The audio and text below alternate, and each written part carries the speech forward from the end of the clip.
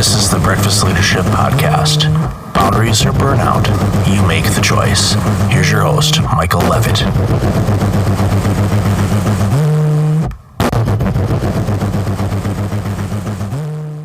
Welcome to another episode of the Breakfast Leadership Podcast. Today I've got an awesome guest I know you're going to enjoy, Kebone Nthite. Now I'm going to have her pronounce her name properly instead of the mixed up American Canadian English that I use. So Kebone, how do you pronounce your full name? My full name is Kebone Nthite. It means I saw the Lord. Oh, that's beautiful. That is beautiful. That is beautiful. Welcome to the show. And audience, the reason why I was really excited to have Kebone on the show is because she's gone through some interesting journeys in life and came out of it and now is doing some amazing work. So Kebone, the floor is all yours. Tell the audience a little bit about your backstory and then also some of the things that you're working on today. Thank you very much, Michael. Hi, everybody. So my name is Kebone. I'm based in South Africa. So my story is that one day I come back from work and I look around. I sit down and I look around and I realize that I have acquired so much. I have come so far in life. I have been in the corporate space for years. I am very successful in the IT space. I am in senior management level. I have cars. I have set out to be a millionaire by the age of 40. That was my goal. And I'm on my way there. And suddenly, on this particular day, I sit down and I look around myself and I realize that I have all these things. I have cars, I have houses, I have things. And yet my life or my soul feels so empty. And I take a moment and I wonder what is going on. I ask myself and I ask my higher power, which is God, because I'm a Christian, and I say, Lord, I am grateful for what I've achieved. I'm grateful for where I am. But I suddenly realized that these things mean nothing. It's just things. It's just things that are gathered around me. And suddenly it feels like they're not giving me the fulfillment that I'm looking for. All this hard work and all this acquiring stuff, after working so hard to get where I am, I finally realized that it's not giving me what I want. And it just took this day for me to realize that. I remember I was in my room. I had just come back from work. And I looked up and I saw these walls around me. And I thought, yes, I'm living in this beautiful apartment. It's got stuff, but it's just 4 walls. And how many 4 walls can you get? And what does these 4 walls give me? Yes, it's just walls. It's just walls and nothing else. And I just felt like my life was so empty. And I felt like while I'm chasing these things and I'm chasing this goal of being a millionaire, I'm feeling less and less fulfilled. And I thought to myself, I would give this all up just to find that thing. And I didn't even know what that thing was. I didn't even know why the sudden yearning or the sudden hunger or the sudden emptiness inside me. What was this cry that was suddenly coming out? So I took a moment and I thought, I could give this all up just to find that thing and just to find something different. And this encouraged me to take stock, to take a moment to take stock and to make a decision, to choose whether to continue on this path that I've been going on or to do something different with my life. And I realized that I think I'm looking for meaning, I'm looking for passion, I'm looking for purpose. And that's when my life of searching, my search for that meaning and for purpose began. I love how you talk about passion and purpose, and many people confuse those two. I think it's important that everyone knows that there is a difference between passion and purpose. So please continue with your story. What's quite interesting is that after the thought came to my mind, suddenly my life changed. I lost my job. The company that I used to work for liquidated, and suddenly I couldn't pay my debts. I couldn't keep that type of lifestyle, and I lost everything. I had to pack up and go back and go and live with my mom, and took my two beautiful boys with me, and start again, start from scratch. But for me, it was such a relief, such a breather. It was so funny that suddenly I felt so free after losing this stuff. Yes, it meant that I was in debt. Yes, it meant that I get sequestrated. It meant all those negative things. But for me, it was an opportunity for me to start again, to reset my life and to relook at my life, and try and live a different kind of lifestyle. And I decided then that I'm gonna take a minimalist approach to life. I'm gonna stop focusing on acquiring stuff, because I realized that with all this stuff that's around us, it actually brings a heaviness. It box us down, and you have to work hard into maintaining this lifestyle and maintaining these things. You have to maintain the houses, which cost money. You have to maintain the cars, which cost money. It's such hard work to maintaining this lavish life that we call success. And for me, I had to sit down and relook at the word success, and define, or decide how to redefine success for myself.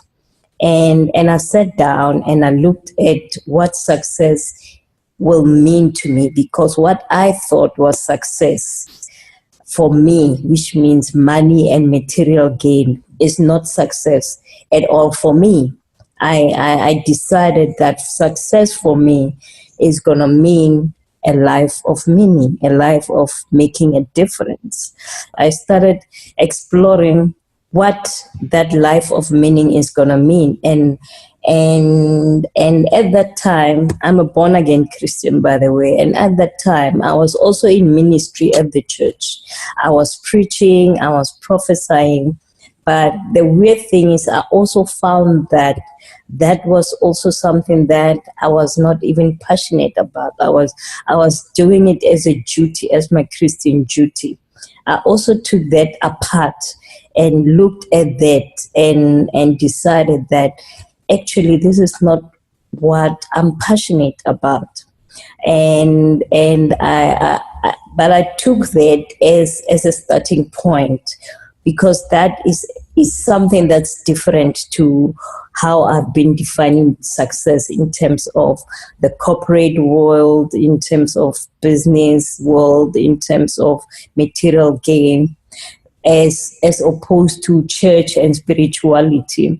But I took that side of my spirituality and made it a starting point in terms of exploring how I'm gonna define success for myself, how I'm gonna live, how I'm gonna define what meaning is for myself. So I started with preaching, and I broke it down, and I looked at what is it about. Do I still want to preach? Am I passionate about preaching? Do I enjoy preaching?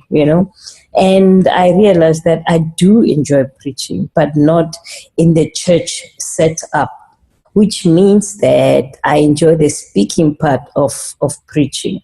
Because what I didn't like about preaching is the responsibility that comes with it, the looking after people, the nurturing people. It's not who I am. It's not that it's a negative thing, but in the sense that the way I am not wired into, I'm not wired like that in terms of in the church setup where you have to look after souls and nurture them and make sure that they grow. That's not me. There's other people that do it and they do it brilliantly and they do it well. I'm not that kind of a person. I'm that person that just wants to come in and speak and leave. I don't want to look after people in sense of their spirituality and spiritual growth.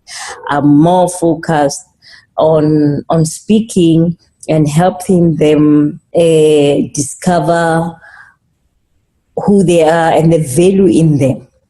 But not in terms of nurturing, in terms of more like educating and teaching. So I decided I'm going to stop preaching as well. And as I was breaking this preaching up, I realized that it's the speaking part of preaching that I enjoy. And I would like to take this and take it outside the church and build myself as a speaker and sell myself as a speaker.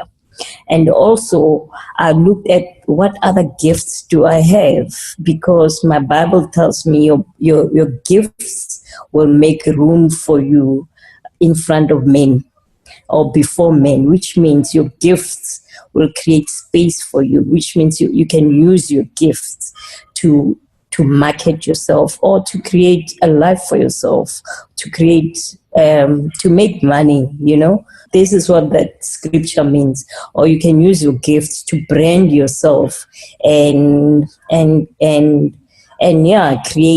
create revenue or create a business from that brand. That must have been a really difficult decision for you to leave the preaching component of it. But one thing I know, and I'll use Dr. John Maxwell as an example, he was a pastor for a long time, but then went on to do some incredible work in the speaking and leadership front.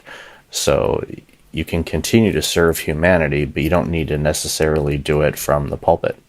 Please continue. So I realized that I love writing. I've been writing since forever, since I was young. I've written articles which I've shared with my friends, and I've always wanted to write a book. And it's only at this time where I realized that actually my writing is a gift. I never even knew that my writing was a gift.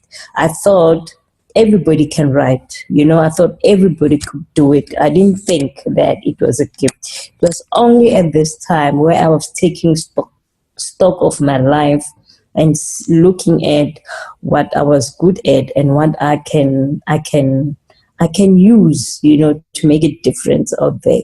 Because as I was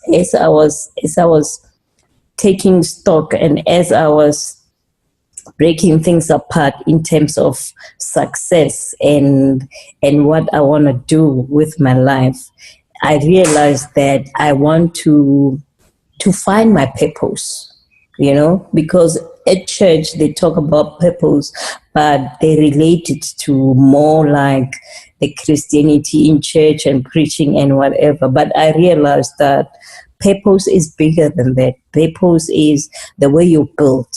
It's your gifts that you can give to the world. I listened to some speaker who said, find that thing that you can do, that you love doing, and that you'd always want to do, even if nobody ever paid you.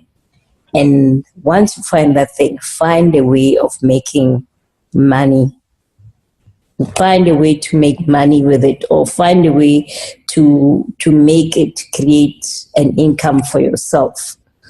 So while I was exploring these things, this purpose thing came jumping up, and I realized that this question that I was asking is it's got to do with purpose. There is a bigger reason that we are here in this world.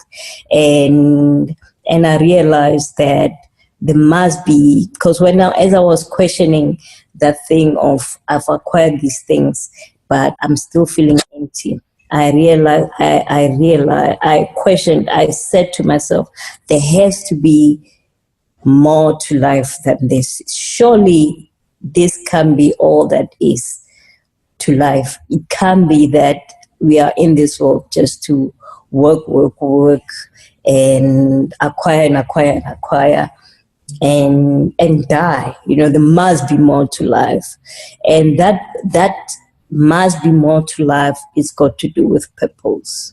So as I was breaking these things up and I was looking at myself, I looked at my gifts and I looked at my speaking, and I realized that I want to help people discover their purpose, because this means that I have discovered my purpose.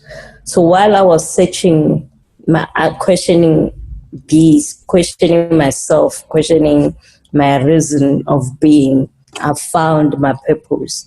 And finding my purpose made me redefine what success is to me, which for me it came down to I want to help people discover their purpose, because there is definitely more to life than acquiring stuff. There is a reason that we are here.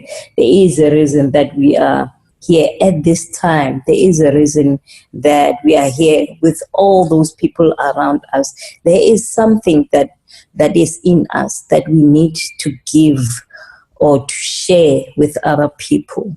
And that is our purpose. So my purpose is speaking into people's lives, speaking about purpose, speaking and helping people discover their purpose so that they can get fulfillment. Because I realize that if you don't live your purpose, you will never get to that point of being fulfilled.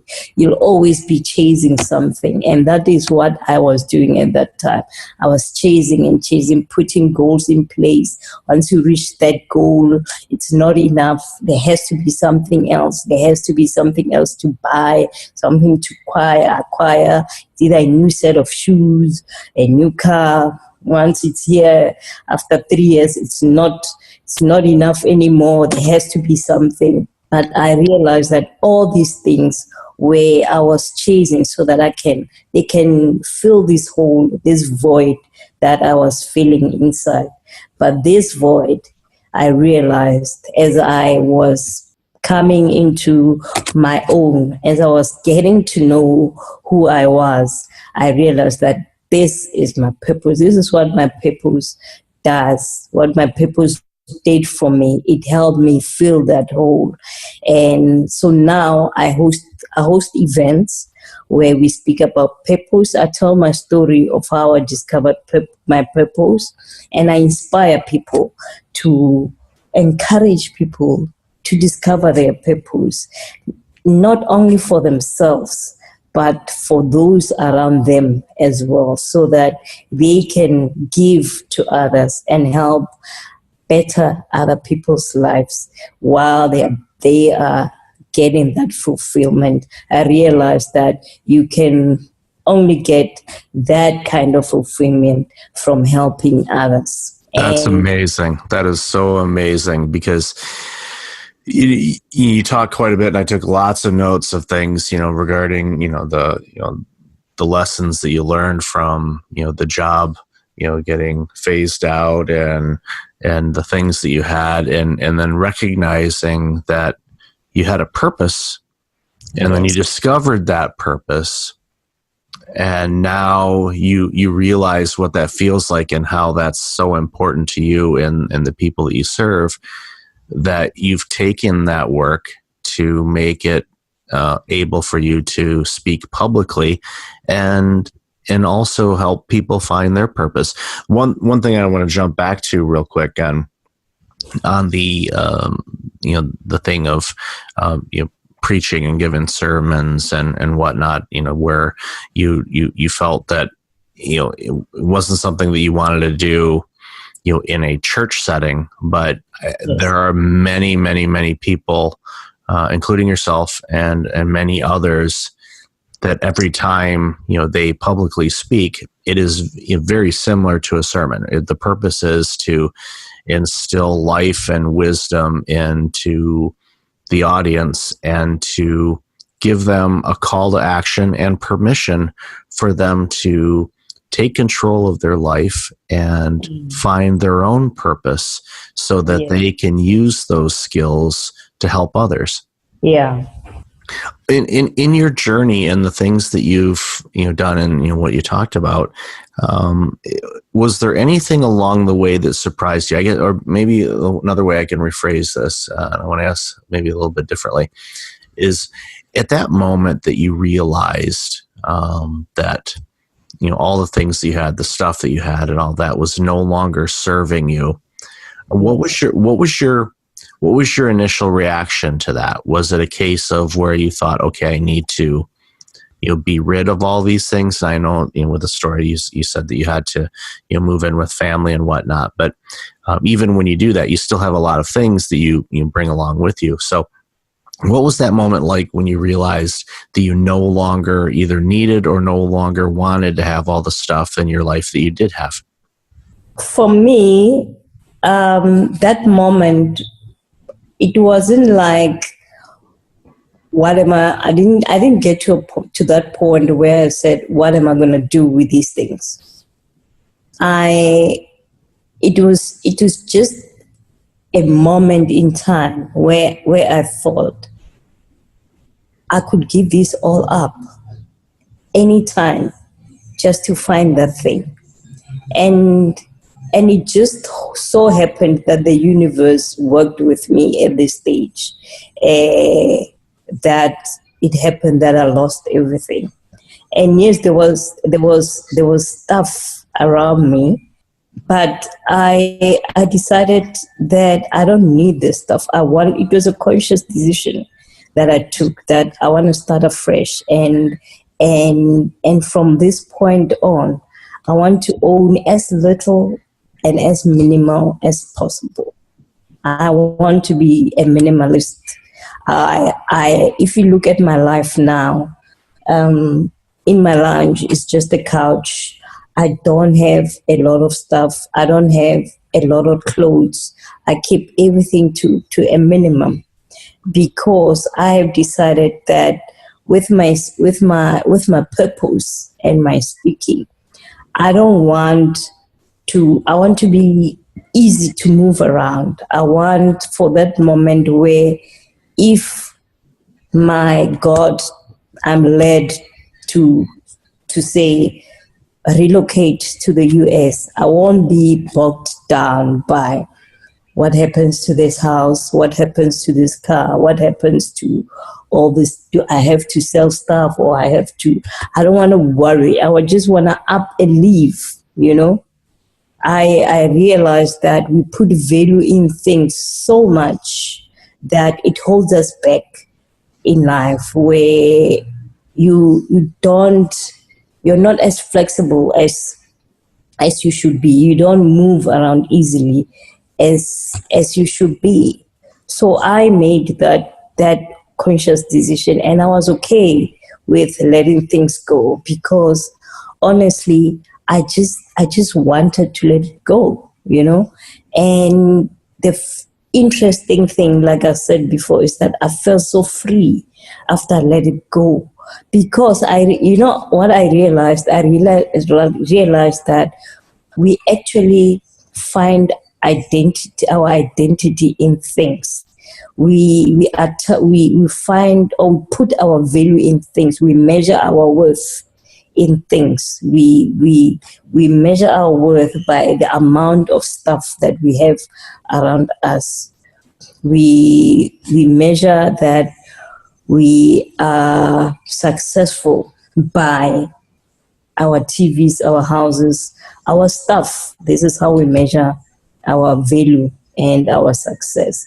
And I chose a different way that I would like to measure success. I would like to measure success by the feedback, by somebody telling me, Kebone, you changed my life. Those words that that day that you sat with me and you listened and you said this, you changed my life, you know? That's amazing that we have that power as public speakers to connect with people in such a way that allows them to learn from us, our experiences, to help them be able to make the choices that they need to make their lives better, whether it's being minimalist or not being so attached to things or a variety of other things. So I've extremely enjoyed our conversation today, Kebone. And just for our audience, where can they find out more about you? Where can they go to learn more about you and what you're doing? I am on Facebook. I have a Facebook page called Purposeful Living, as in purpose-full living, and the full is FULL. I'm on Instagram as Kebone Morena, my full name. I'm on Twitter at Kebone Morena, my full name as well. Awesome. And audience will have all of those links in the show notes and other information that we discussed today. So, Kebone, thank you again for being on the show today. I really appreciate it. I appreciate your story, and I appreciate what you're doing now because you, again, took the challenges of your life and you made your life better, and now you're making life better for everyone around you. Thank you so much, Michael. Thank you for having me. Oh, my pleasure. And until next time, everyone, be well. Hey, it's Michael again. Thank you for listening to the podcast. I really appreciate it. If you're like many people, you're dealing with some significant stress and possibly approaching burnout. I know how you feel. In 2009, my burnout led to a year of worst-case scenarios. I do not want that to happen to you. If you go to breakfastleadership.com, you can register for a free webinar on burnout prevention, as well as get a free checklist to have successful mornings. Start off each day the right way. Again, that's at breakfastleadership.com. Also, since you are a loyal podcast listener, I'm asking you to like, rate, and review my podcast on iTunes. I look at all the reviews and appreciate your comments, and it helps other potential listeners discover the content I have on the show. I appreciate you, and thanks again for listening.